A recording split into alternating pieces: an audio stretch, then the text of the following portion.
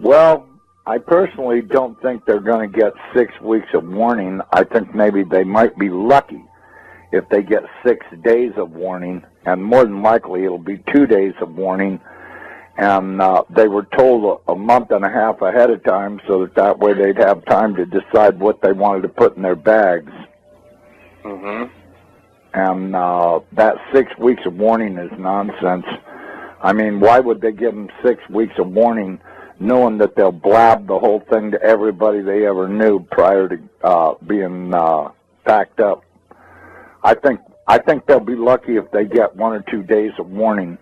They'll get called and say, it's time to go, and they'll have 15 minutes to get ready to head out. Yeah, well, that's what I'm saying. I mean, knowing how these guys operate, I don't believe that they'll get 2 days of warning. I mean, they might get 1 day or 6 hours or, a half day or 1 day or 2 days. I don't think they'll get more than 2 days. I mean, really, do you? I think they have a good idea what the trajectory of this thing is, but I think we're not really going to see it until it's right up on our ass. Well, I'll tell you what. That would be my guess, that we won't see it until it's on us. But I will tell you one thing. We'll have some really good warnings if everybody's looking up and paying attention. First off, they'll notice red dust on the windshield of their vehicles. And at first, it'll be light dust, indicating that it's 10, 15 hours away. If they notice that the dust is real noticeable on their windshield, they can bet that it's in less than 10 hours away. If they have heavy red dust on their windshields, it's only a matter of hours away, and they'd better immediately take cover because they're out of time. It's too late to decide to load this or that up.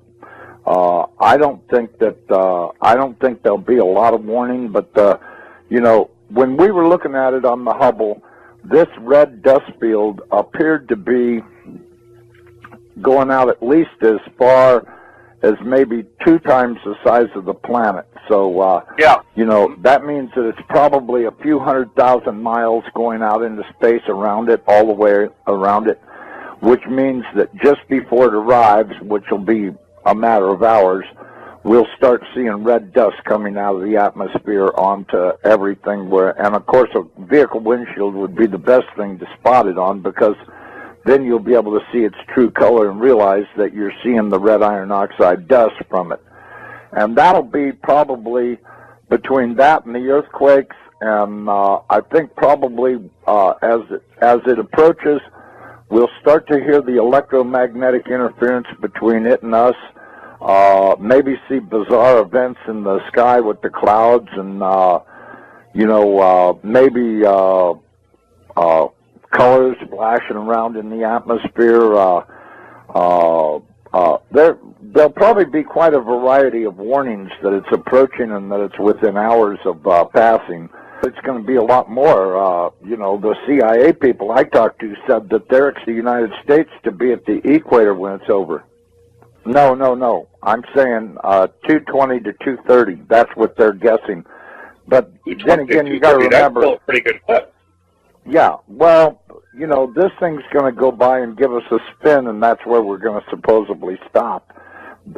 They told me they ran 10,000 case scenarios on shifting the planet upside down.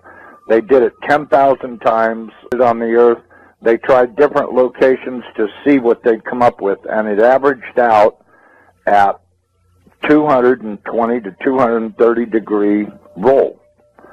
So, I think probably them knowing the trajectory isn't, I don't think that's a matter of question. I'm sure they know the trajectory. I'm sure they know the exact minute it's going to show up. I've heard a lot of stories that I would only tell you in private about this because it's so far over the top, most people would go into immediate denial if they heard it. So, the most I can say is that they better be expecting at least a 180 to a 220 degree pole roll when this happens. And as far as that bulge around the center of the planet, I got news for everybody. This thing is going to do a very fast roll, and that water is going to go everywhere. The Lord warned you. The oceans will roar from pole to pole. Is there some part of that nobody understands? The average depth? Yeah, what's the average depth of the ocean around the world? 10,000 feet. 10,000 feet. It's about 2.5 miles. That's the average depth of the ocean. Although the depth does increase at the equator because there's spots where it's averaging 7 miles deep. Pole rolling into the position of the South Pole. That means that the North Pole has got to go through that bulge before it can reach its final resting place. So we're going to have 7 miles of water doing some serious washing around on the land. So let me ask you this: if we did a 220-degree pole shift, would that be an instantaneous pole shift, or would that be a? No, it's going to be, as I understand, it's going to happen over the course of half an hour to an hour. And actually, they said 28 minutes. That's pretty instantaneous. That's pretty fast, yeah. That's pretty fast. We're going to probably see 400-mile-an-hour wind on the surface. We're going to see big-time water splashing around. We're going to see earthquakes that are so bad that it'll set off every volcano ridge on the entire planet. Every volcano ridge on the entire planet will be going off.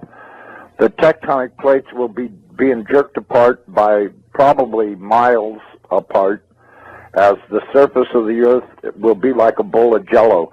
It'll be flexing around so hard that every tectonic plate everywhere on the planet will open. The volcanoes will be shaken so hard that they'll start erupting. It's going to be one horrific scenario after another. You're looking at hell on earth here. This ain't going to be no joke. This is going to really know about it, or they didn't believe, or, whatever the case may be. It's going to be a real shame for them because, I'll tell you, when Nibiru rolls the planet upside down, it's going to kill 4 billion people. And that's the first day. And the rest will survive on. But very few survivors will still be around when the weather finally gets good enough to get a full growing season, because they just were not prepared enough to make it. And it's going to eliminate a lot of people. I mean, I wouldn't be under these underground facilities that all of these elite people think they're going to hide out in, because they're going to be torn to pieces by the flexing of the planet. I mean, the crust of this planet is going to really act up big time. And there won't be any survivors in those underground facilities. Well, I'll tell you what. I really don't think that the survivorship of this will be real high because of the denial. The level of denial in this country is obvious by Department of Homeland Security planning to fight everybody. The United States government has been terrorizing everybody around the world forever and ever. The churches are all in denial. I mean, the Chinese, they take babies and cook them up into stew and stuff. It's taken over this planet. And that's why I said about the churches being asleep. The churches have not protested this at all.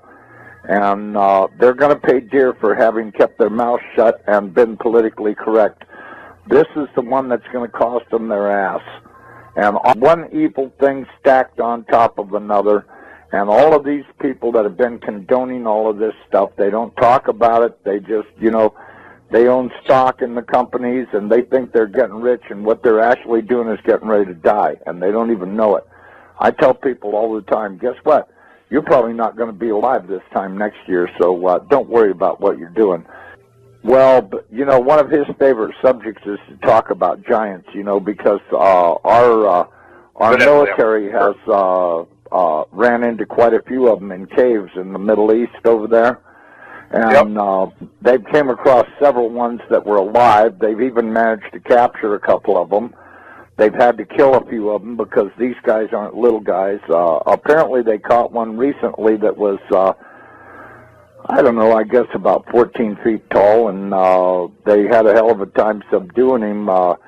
They discovered that their small arms fire were not very effective against these guys, but, you know, when I think about the size of that spaceship that I saw last year going across the mountains here in Colorado, I don't know how big these guys are. Steve Quayle says they're real big, that some of them are as tall as 38 feet. This thing was big enough to where it could have had a few thousand of those 38-foot tall guys in it, and it would have been no problem, because I'm telling you, this thing was at least 1,000 feet in diameter, maybe more, and at least a couple of miles long. I mean, it was big. I don't have any trouble understanding that there could be races out there that are real big guys, and there's no way that you're going to be able to fight these guys to kill them or anything. You know, if you think about what happened, when was that, about 10, 15 years ago, that big one landed in Russia right in the town square, and these great big guys got out of it and were working on it while the whole town stood around and watched and went, holy shit, look how big these guys are. And they were great big guys. I guess they were about 12 feet tall or something, and they were working on their spaceship. And when they got it repaired, they flew off in it. But, you know, it landed right in the middle of the town square. Mm-hmm. And everybody in the whole town saw it.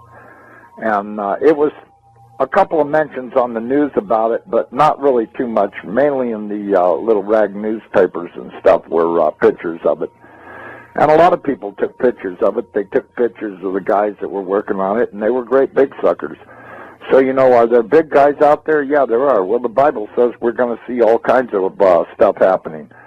And I can tell you, these military people have been so far out of control for so long, I think the American people would be terribly shocked if they ever got away far out of control. These people actually are.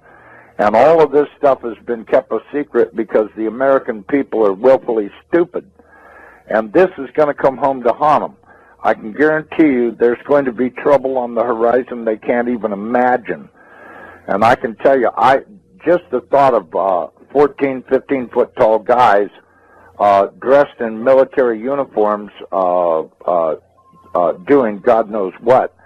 I mean, I've always thought since day one that the pyramids were built prior to the last pole shift, and that they were stacked up probably by these big guys, because there's really no other explanation for how stones that big got mounted up. I mean, you look at some of those things, and the architecture and design and construction is just so far over the top.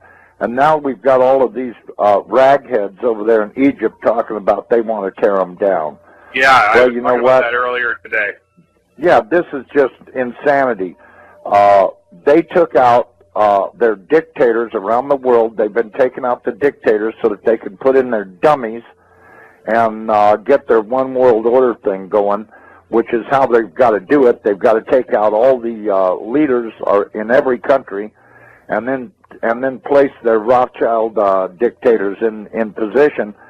And of course, you know, that'll bring in their one world order because they'll all work for the same guy. But you know, now they've got these morons down there in Egypt that want to tear down the pyramids. They want to do this, they want to do that. You know, I don't know how they plan on doing it. You know, what are they going to put a nuclear weapon in the thing and blow it up or what? Because they're sure as hell not equipped to dismantle it manually. They'll have to blow the things apart. They put. I was afraid the government would respond to the financial crisis by doing more of the same policies that caused it, which is more deficit spending, more cheap money, more central banking and central planning. And as a result, I think the U.S. economy is now poised for a much bigger collapse. I think that what's coming is a sovereign debt crisis and a currency crisis that will make the financial crisis of '08 look like, the proverbial Sunday school picnic. This is something that's affecting the economy right now. Oh, absolutely. The fiscal cliff specifically is one of the major ways in which the slow recovery that we have could be completely derailed. Hard landing in China, euro collapsing, problems in the Middle East, and fiscal cliff is probably paramount in that area. As a matter of policy, as opposed to an apocalyptic. And the most important price is interest rates, which have to go up. That is but no one wants to let them go up because the banks will fail. We currently have no price integrity in any asset in America. And we're on the precipice of collapse. That's right. What we So are. this system is in collapse, and it's unbelievable, and most people don't even see what's going on. If you watch CNBC, if you actually pay attention to the U.S. media, they will always tell you there's green shoots or it's going to be a recovery. There's no chance of that. You don't think there are any signs of that? It's not possible. We're in the last days of this financial system in the U.S. This is Zimbabwe. When it starts to collapse, it's going to happen very fast. If people don't start to wake up to what's going on, they're going to get hurt in this collapse. But this is where it's going now, that we have to now just get as far away from the U.S. and from the Western world, because this collapse is going to be messy. We've got to ask ourselves, why are the feds preparing for a war against Americans? Why have they bought now more than 2 billion bullets, all kinds of arms and ammunition, and now more than 2,700 tanks? From Army documents, from Homeland Security reports, and a lot of other information that it's really to occupy America and prepare for a civil unrest and a total economic collapse that will include gun confiscation. The rise of the warrior cop. So, What do you mean? our cops are getting increasingly like soldiers. They're being dressed like soldiers. They're being armed like soldiers. They're sent out in the streets told they're fighting war. And when you do that, we shouldn't be surprised when we see some of the results we've seen at the lead end, where they start treating American citizens more like enemy combatants than citizens with rights. Meaning, mostly you're talking about these SWAT team raids. Over the last probably 20 years, there's been about a 1,500% increase in the number of SWAT raids in the U.S. Often it's 10 or 20 guys dressed in black, Yep. heavily armed. I mean, they look like a military squad. I mean, they look like a unit that would invade a village in Iraq looking for insurgents. Speaking of the police state, which 9/11 ushered in, a 16-year-old is questioned by FBI officials over a YouTube video that he uploaded. According to Justin Holman, a 16-year-old, after having uploaded a YouTube video which highlighted how America was slipping into a police state, he was visited by FBI officials. Police state? I want to ask one of them why they're here. What's up, nigga? Police state? Police state, bro. Police state. 4th of July. Here's our video. M16s.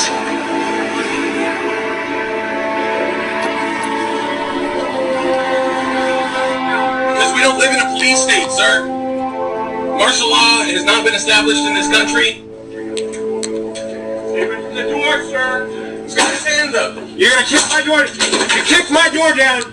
You kicked my door down. Get on the ground. You kicked my door down. Yes, we did. Get on the ground. No, you have no right to be in here. You have no right to be in here. You have no right to be here. You have no right to be in here. Do not touch her. You are assaulting her.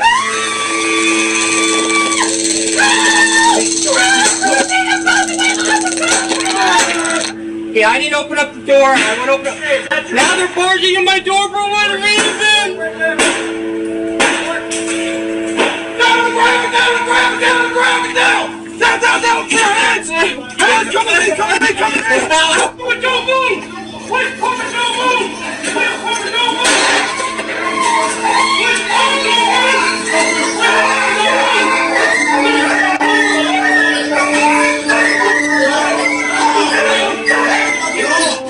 If what we saw in response to bombs was that, what will the response be in the wake of something bigger? Is that when we'll see martial law take effect across the country? And more importantly, will people just accept it entirely out of fear? It was never meant that we would have this gigantic police force from the federal government. I mean, we had martial law up there. FBI and all these agents coming in, closing things down, going to people's houses. The police state is staring us in the eye, and it's getting more and more imposed upon us, and more imposed on society every day.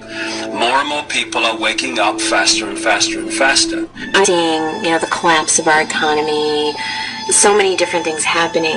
I have spoken with one federal agent, and the information succinctly boiled down is this.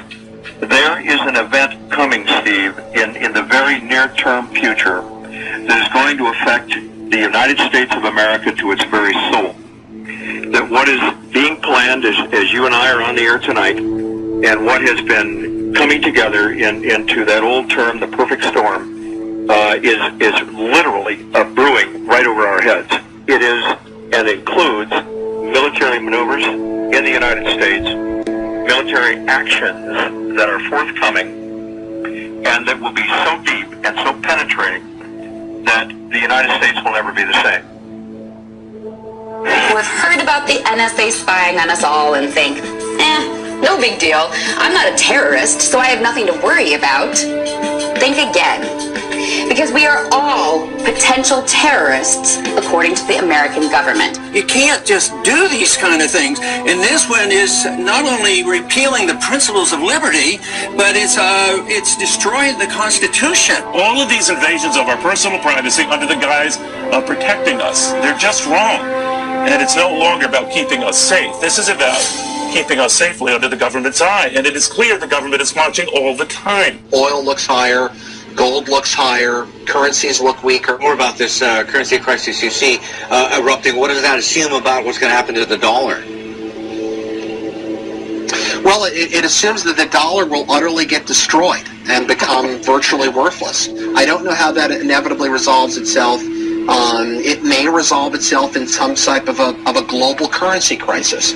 And then if the global currency crisis unfolds, then inevitably you get, I guess, an alignment under a global world government, a new global currency, and a new world order.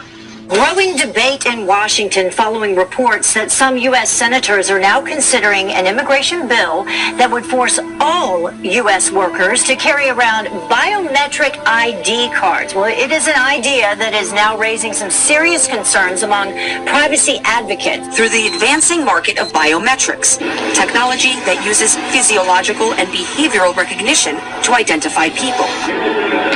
A system touted as a national security necessity is being used to build a database where the biometric identity of millions of Americans will be gathered and stored. We really need to attack this in a comprehensive kind of way, not some knee-jerk reaction. The Department of Homeland Security has been buying up massive amounts of ammunition. Americans are wondering why. Do you think this is a sign that they're preparing for some sort of mass civil unrest? If you look at what the Department of Homeland Security has been purchasing over the last year, it comes out to like 1.6 billion rounds of ammunition, more than 7,000 fully automatic assault weapons, 2,700 MRAP type vehicles, and now drones. Those are instruments of war. Department of Homeland Security, who are they going to fight a war against? When I participate in assisting the feds coming into states and going into homes and taking everybody's gun away, and I said I would not be a part of something like that. And I said one of the reasons I wouldn't want to get shot, because the American people are only going to put up with so much before they push back. And I said, if the feds tried to do that, disarm this country, I said you would see an uprising and maybe a version of the Second American Revolution.